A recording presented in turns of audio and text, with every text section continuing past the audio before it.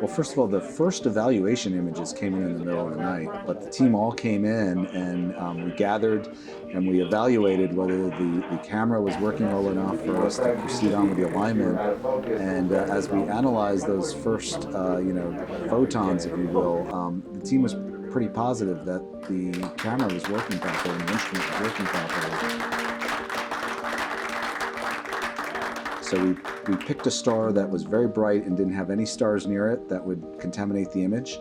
We know that the primary mirror segments aren't aligned, so they actually act like 18 separate telescopes, and we expect to see 18 separate images, one for each mirror, that are a little bit blurry at this point because we haven't aligned or focused anything.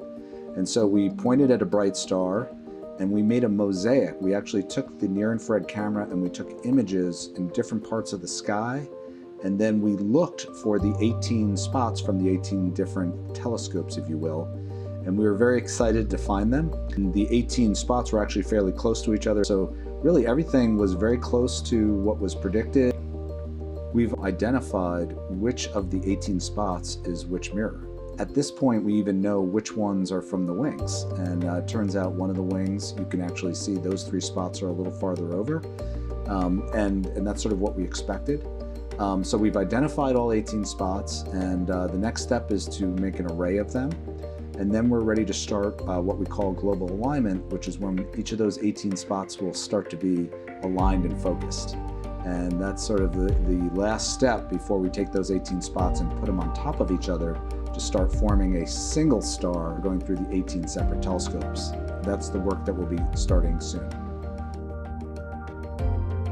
We also took a selfie of the primary mirror. We took an image of the primary mirror, and that helps us understand the alignment of the telescope, especially the primary mirror, to the camera itself and the instruments. There's actually a special lens in the near-infrared camera that you can put in, and it allows you to take a picture of the primary mirror itself.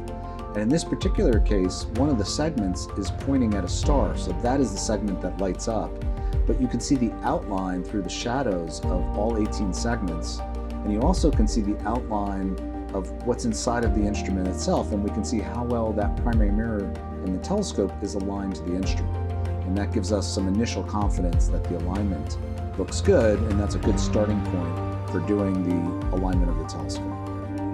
We have now gotten some data looking through focus, and we've been able to see that we don't see any surprises in the shapes of the mirrors that we're looking at. So far so good, but we do have a long way to go.